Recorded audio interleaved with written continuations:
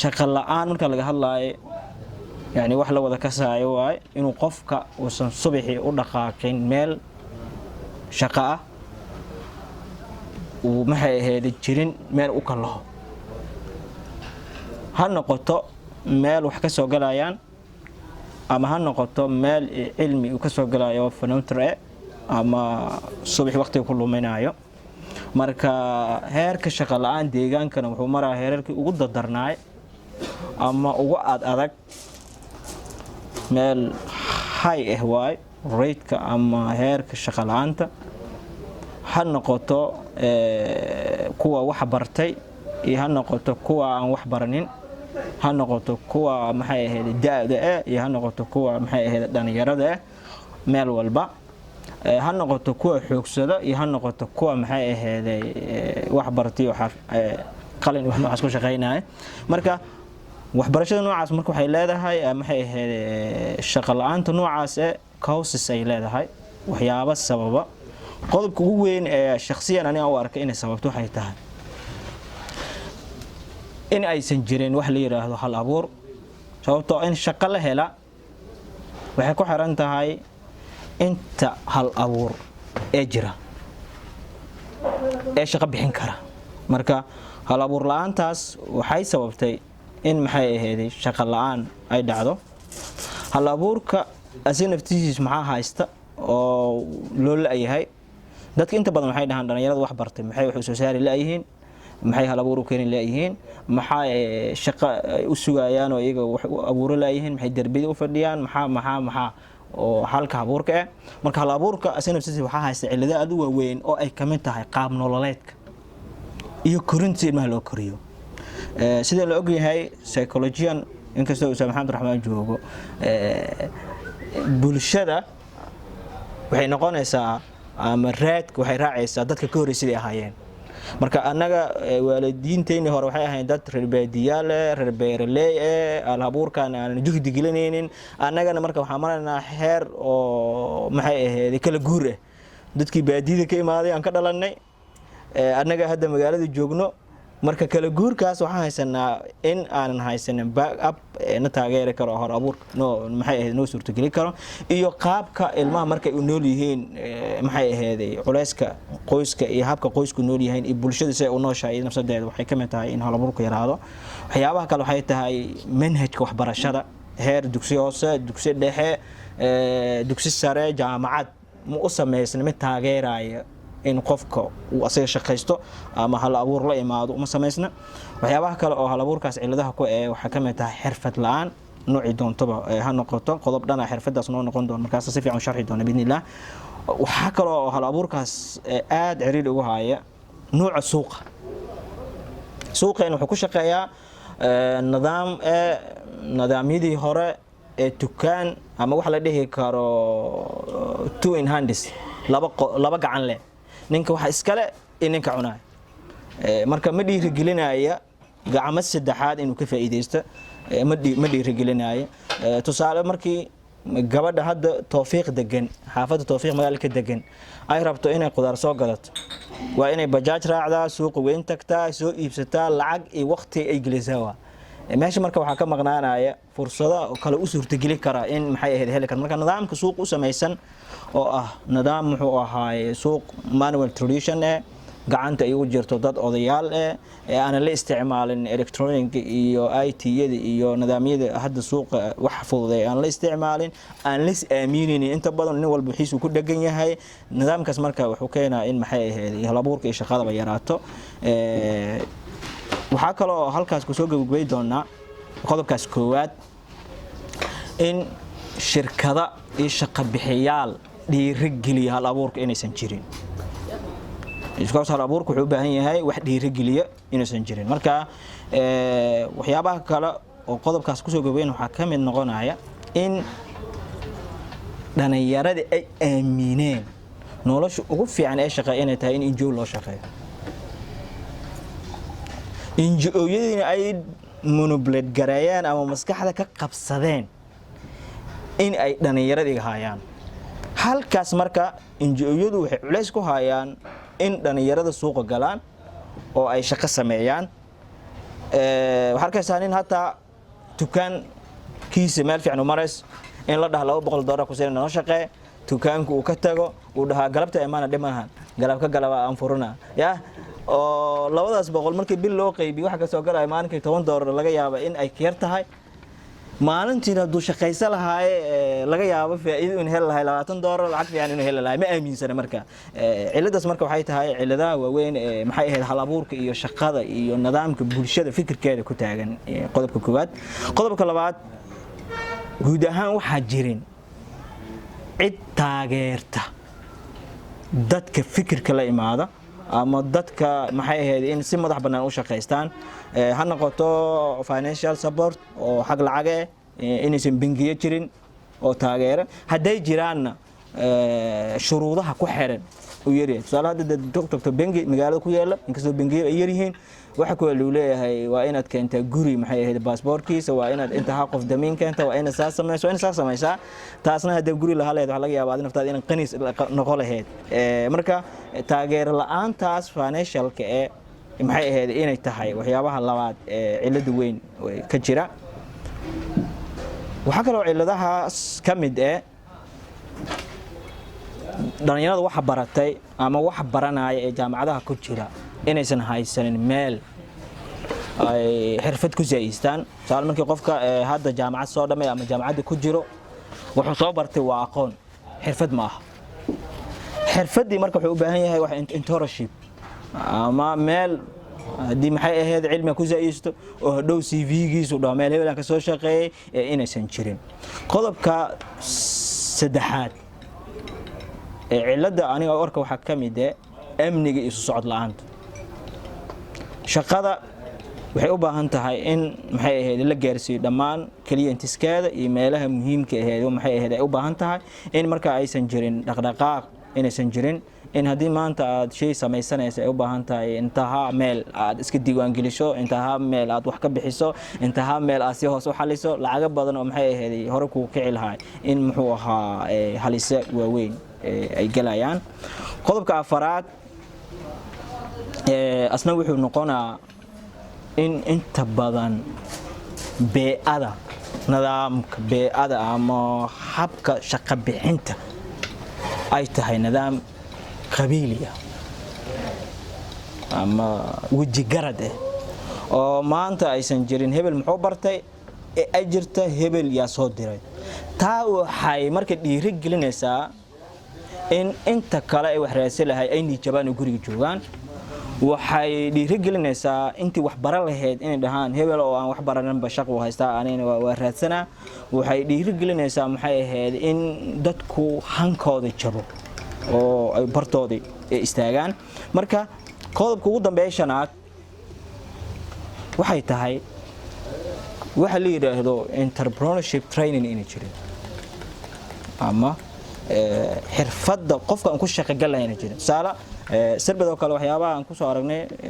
ama qaban waxa kamid aha ama adkaas inta jaamacadaha joogto qof master degree haysta oo aanan computerka garaneyn qof master haysta oo aan CV-ga qori karin qof master haysta oo aan maxay ahayd interview Englishkii aanan awoodi karin marka sida ognahay Englishka maalmaha wuxuu ka mid noqday waxyaabaha ugu waaweyn ee shaqo lagu leeyahay maadaama anaga deegaan Soomaali loo hadlo tahay in maxay ahayd dhalinyaradii markay shaqo helaan iyagoo cilmiga ka saaya markay maxay meel gaaraan inay marka xirfad taageero isku xir inay jirin oo dhalinyarada shaqada doonaysa in isku xireenin oo aysan waxba kala faa'iideysaneenin oo aysan jirin nidaam isku xiraaya shaqo bixiyaasha iyo shaqo doonayaasha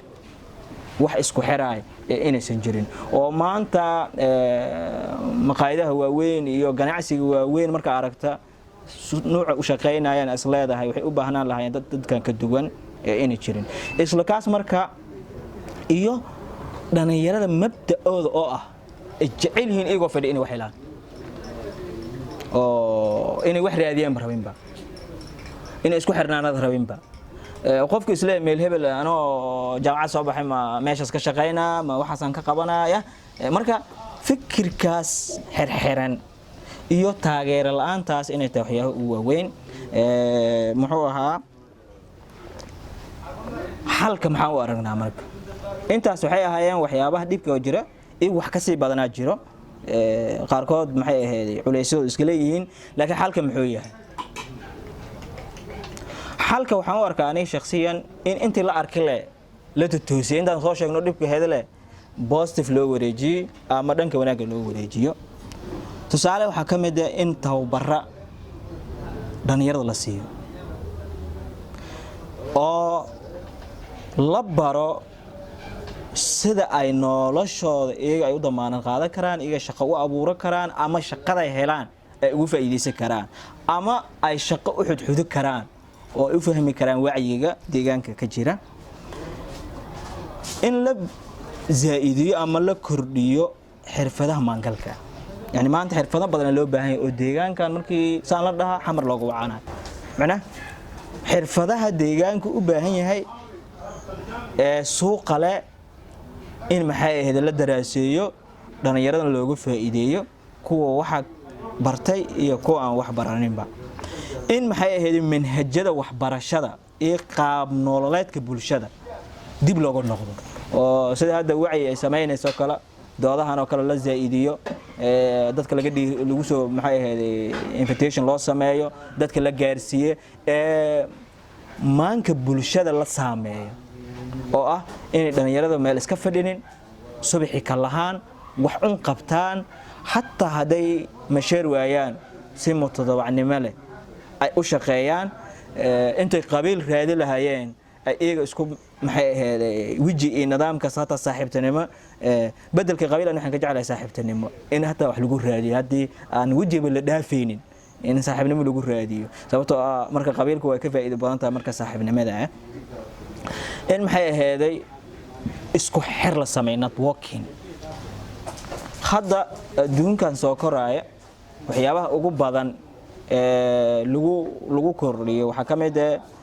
waxa la yiraahdo muxuu ahaay poverty reduction in faqiirnimada la yareeyo iyadoo loo maraayo habiska waxyaabaha network ka shaqeynaya entrepreneurship ka shaqeynaya financial support ka shaqeynaya muxuu ahaay connection oo maxay ahayd shaqo raadiyaasha iyo shaqo bixiyaasha isku xiraaya in la sameeyo Soomaaliya hadda inta badan deegaanadan oo waqooyiga nooga fiican aad lagu faa'iideystaa marka nidaamkaas wuxuu zaa'idinaa ama wuxuu fursad u siinaa in maxay ahayd dad hadda guryaha ku jiro hatta ay suuqa galaan oo ay dhiirigelin ay u noqoto marka saasoo kale in maxay ahayd la sameeyo habka ganacsiga maanta suuqina yahay in la bedelo oo suuq modern oo telecommunication ku shaqeyn karo oo wax la isku aamini karo laga dhigo tusaale hadda dadku ugu badan ee adduunka markay la daraaseeyay company ugu baa lacagta sameey waa company service ka bixiyo marka aan maqasho company service bixina inta badan lacagtiis waa yartaa uu ku bilaabay ama asiga ma leeyahay tusaale hadda daanan baxno uu qofka sameeyo u tago suuqa qudaarta dukaan qudaar badan taariikhiis la gal yiraahdo aniga aamin waa ka qaada guriyaan ku soo wareejinaa marka soo wareejiyo aakhirka marka waxaan sameeynaa percentage-ga si waxaan soo wareejiyo wax ka gadanaa ama dhanka kale maxay ahayd suuqa maxay ahayd maqaayidan oo kale in la yiraahdo cuntada waa ku wareejinaa waa ku soo celinaa marka in muxuu ahaa suuq uu noqdo suuq suurtagelin kara suuq la isku noolaan karo oo midka hantida leh midka xirfadda leh iyo midka u baahan adeeg u baahan ba saddexdiiba ay isku noolaan karaan in suuq uu noqdo marka suuqan hadda waxa maraa heer maxay ahayd dukaan walbaba u goonigiisa xamar u aad wax ka soo gadanaa hatta haday isku darsamaan oo intii maxay ahayd dhar gada ay isku darsanto waxay sameeysan karaan company-go Dubai dibid ugu soo adeegi karo oo iyaga lacagtana ka faa'iidi karaan intii daawo gado intii maxay ahayd sokor gado marka nidaamka suuqa wuxuu u baahan yahay si shaqo loo helo in maxay ahayd aad looga noqdo u baahan yahay qodobka xalalka ugu weyn qaybkay waxa waaye maadaama aan dawlad jirto deegaanka ka shaqeysa in la helo sharci taageeraya shaqo bixinta dhalinyarada deegaanka oo shardi ku xiraaya shaqada la bixinaya sida loo bixinaya cid la siinaya inta ay haynaysa qarashka la siinaya inuu noqoto wax isku siman marka waxa arkaysaa deegaanka damsimiga waxay cilad kula mid kamid ah salary scale inay jireen laba boos oo isku mid ah nin kun ka qaadanayna 500 ka qaadana taas waxay sare kicinaysaa marka inflation inuu dhaco ama inuu san deganaaw deegaanka deganaaw waxa arkaysaa inta badan NGO-yada u badan qof ala soo qaadan 6 bilood oo shaqo lahayna 6 bilood kadib waxa la mashruuc yaa dhamaaday waa la fasaxa dan laba bil gudaheeda hadana mashruuc labaad ay maanaay leeyta waxa la soo qaban doonaa mid kale cusubna maxay ahayd ala keenaa kii hore oo banaanka iska fadhiyo oona haysanin maxay ahayd fursadii uu bartay binaad inta badan markii dhaqaalaha laga hadlaayo markasta oo garaafkaada income-ka bata outcome-kaada badanay noloshii hore isku xiri kartid marka in maxay ahayd nafsadeeda sharci la helo sharcigaas oo xagga shaqaalaha fursado siinaya dhalinyarada deegaanka fursado siinaya maxay ahayd qofka xuquuqda leeyahay meelo badan waxa arkaysaa inta badan company-ha u badnaade waxa arkay company nus milyan contract ay qaat oo aan xafiis lahayn oo aan shaqaale lahayn nus milyan contract uu qaat ninko computer ku haay bas gurigiisa wax looga qorqoraa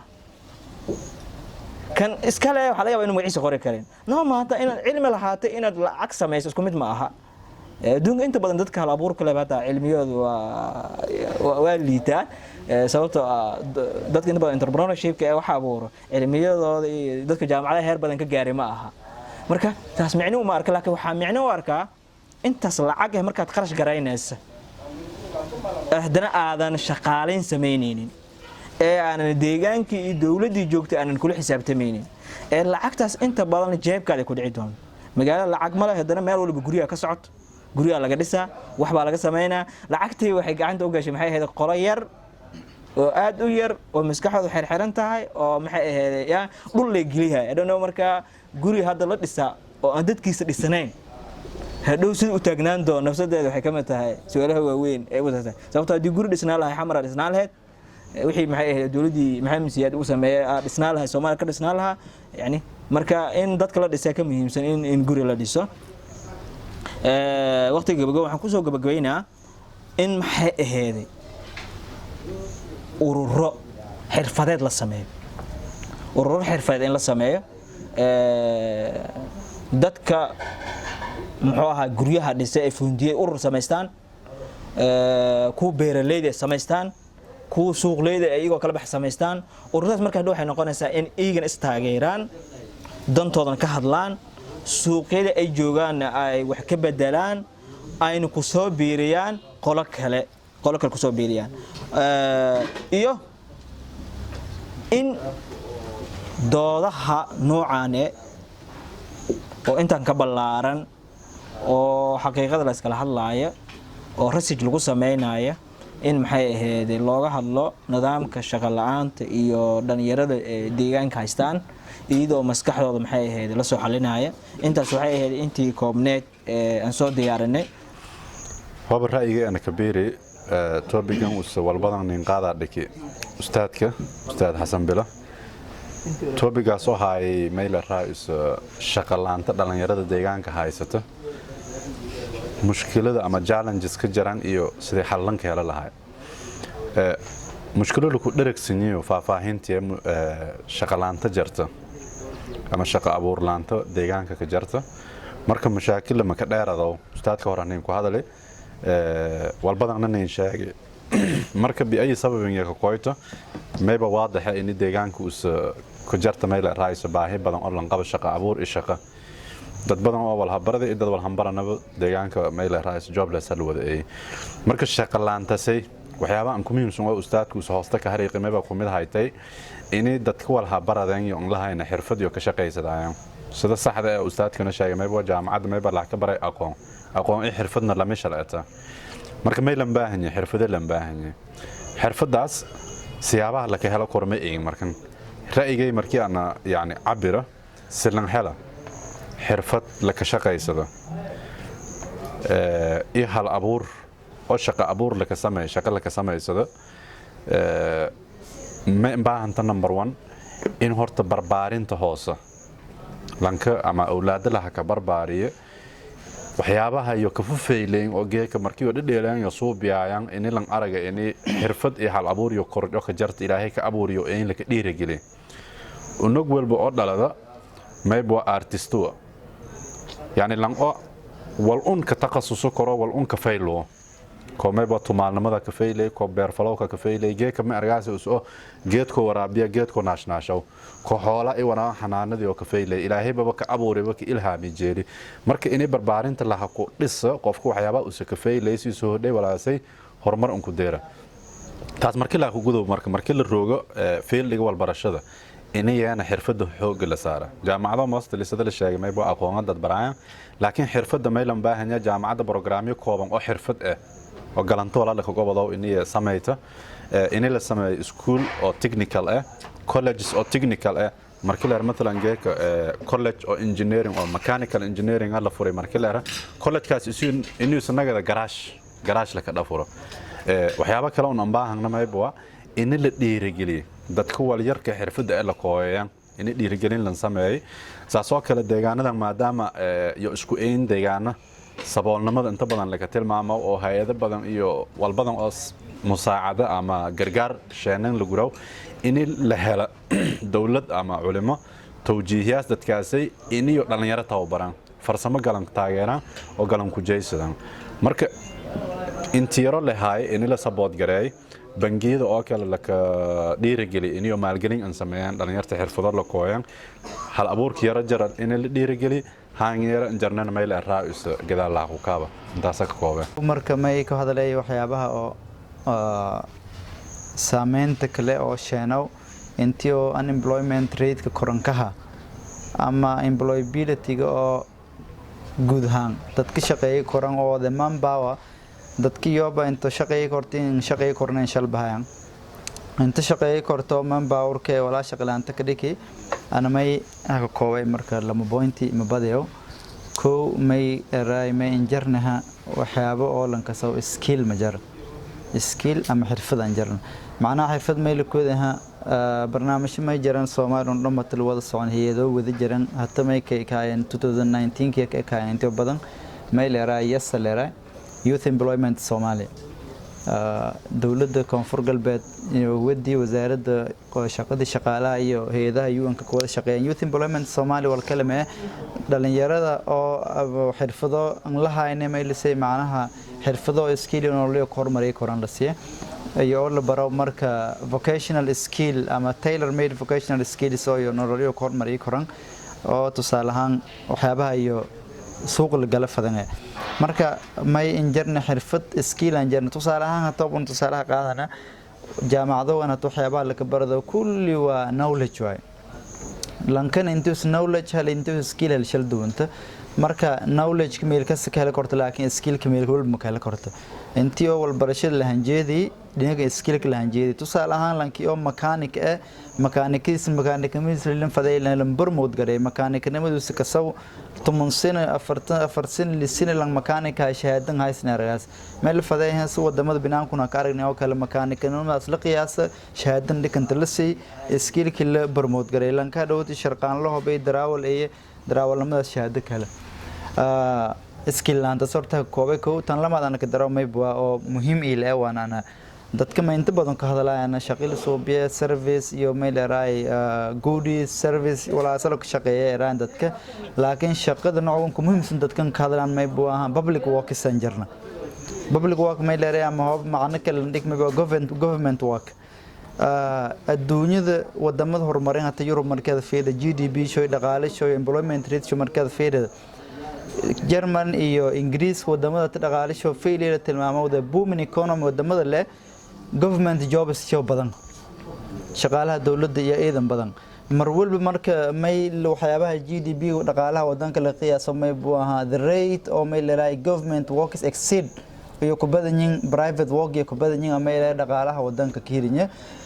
dhaqaalaha wadanka GDP marka la xisaabano may buu ahaa mishaarka lankan dawladda sii hayta boqolkiiba ku ay GDP wadanka intaas dhaqaalaha wadanka tilmaamay hadii ana hay'adda private base fail ka qaadada lanko dawladda position oo kala fidiyaan dawladdan base ka qaadado still may buu unemployment rate kale badayaas marka may la faday mar walba inta shaqooyinka dawladda badanaadan dawladda marka mechanism walba isticmaal karto skill soo bido email raay through tailor made vocations wala soo biyaas laakiin inta shaqooyinka dawladda badanaadan waa muhiimada marka iyada ma hasantiin unemployment-ga oo youth unemployment-ga oo deegaanadan ciidanka korri guud ahaan Soomaaliya waxyaabaha sababa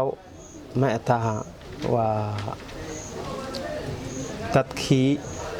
oo iska hadlaayaan macnaha qof kale usoo initiative jeelo koro mise wal usub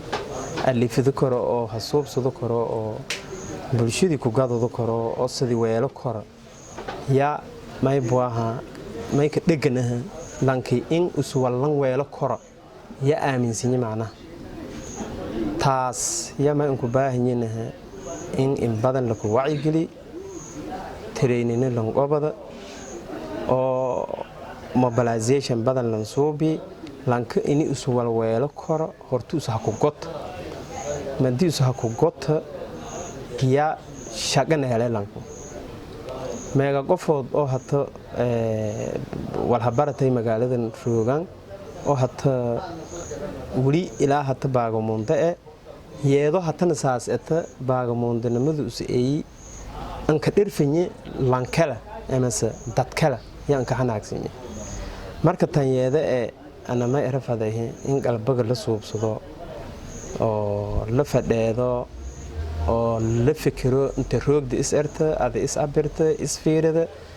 madaas ku dib go'aansata macnaha meeladan dhagaagaas ku dib ilaahayna tawakkal hal qof iyo wal ku badan ma hoobiyo iska rahan oo bini aadan leeyahay in ada shaqo hiblaay ada hela ma koreebo kara mana awoodan ilaa ilaahay ya ma aragnaada hoob oo hakiin ogolaada helaas marka saas dartay ana ma ka gabagabaay fadeehin dhalinyarada in badan in hortiyo naftiyo meeliyo Roogan is ogaadaan ku dib eraan mayla hoose see badbaado korto see wal ansuubsado korto see aragteedo matun dhaxgal korto marka saas dartay intaas ka kordhiye shaqalaanta shakhsiyan ma baaminsan ana lama noocan shal qaade nooc oo dadka qaar iyo doordan shaqalaanta in nooc oo shaqalaan rasmi ah qofka haysto oo unemployment toos ay isu ka jar nooc koodan eri qofku si doorday may bakoode tusaalahan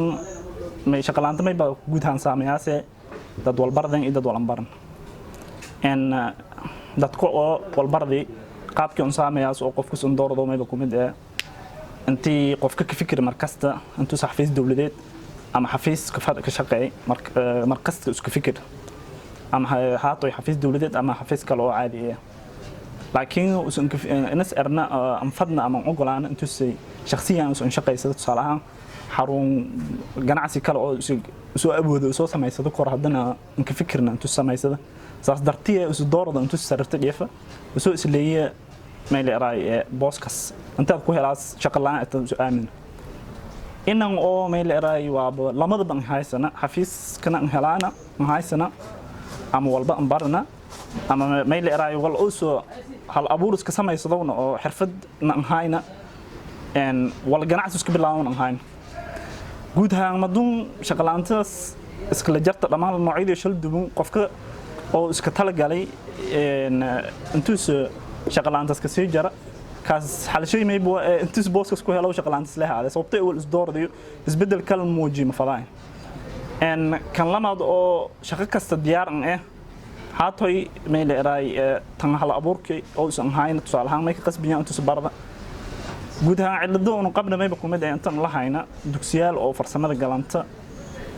ardada oo dugsiyaal ka sarxa ku bixin ama jaamacado haadan ama xitaa jaamacado dhamaan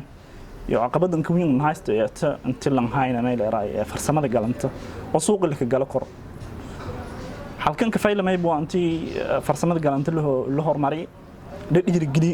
bulshada ku dhaadhicay meel eraay anta qof ka shakhsi u shaqeysado kora hal abuur samaysado kora meel eraay farsamada galanta barado kora taas naftirshaba ma baanta waa ma lab deegaanka dad farsamo galan ee ka barado iskuul farsamada galanta ka barado kulli ana ma aaminsana hoob la dhiirigeliye farsamada galanta iskuuladii ka barado fadin la furo caqabada shaqo la'aanta ee yaraada sana aaminsana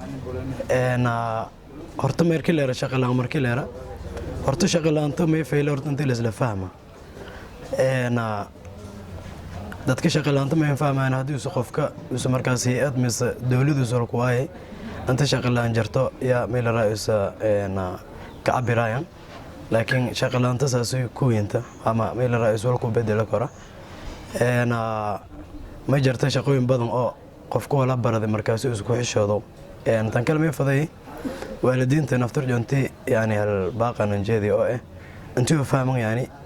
weelashii wal baran anti kali ugu sugna xafiis yani maanan ka eedayn antuu xafiis leek aan ka shaqeeyna fursadan seen bal antuu xafiiska ku deero inta shaqooyin kale intuu soo gobol horta yani fursadan seen tusaalahan una toolo una dan oo dhiman meeta qofku soo jaamada bay ku bay mis iskuul ku bay mis يعني هو بالأرجع سو شقاء يعني مقايد كشقاء وتصالح هو بالأرجع يعني ولا هذا يعني مقايد كلها في دكان لا يدوس فرد ولا هذا ما اللي أظن تنا ولا كبر ما يدكان فرطة بس ما هي مقايد كشقاء مثلا مركز تسوي أنا ما يبغى يعني ذاتك أنا لفظة أنت ذات لير جلان ذات نيجي بيان مركز أنا دولة شقاء شيء ولا حد يضم هي هذا ساسك ولا حد يضم مركز على أبور جوني هذا اللي شيء نقرأ يعني بينا ونسون ما يباهي لغالين باهي لغالينا ميلرس بنجي هذا ديارنا ما جرى يعني تيو ميلرس دون هذا يو كمال قليل مركا مير الله يعني والدين إيو وأولادهم أنتوا إسكفاهم هرتا شغلان تنفتر أنت الأقبلة مركل الأقبلة نقابل كلهم كباكوري هاينا كلية حفيز لين هاينا مسيئة لين مسدود لين هاينا فرصة لنسي عدي والدك مركز جناس كجرا أنتوا أولادس جناس ينفرا وسيرني وأنت الملكة هذا كديرس برورت جناس كم ودرا haddii lanka markaasi waalid markaas saakajid oo kala jarnayna shaqooyinka kale oo public oo yani service ka guud haddii uu galanti lanka eedayna la ka dhiirigeli saasa yani meel raayis yani waalidiinta iyo dadka maanaha bulshada yani aan ka baaqay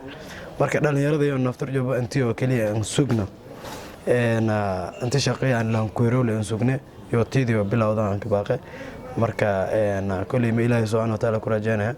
inta shaqalaanta oo yaraay wadan amni iyo oo la nasoodo karo meel kaas la shaqeyso karna si marka iideeda ma santin yani intaas ay gabagabaya shukran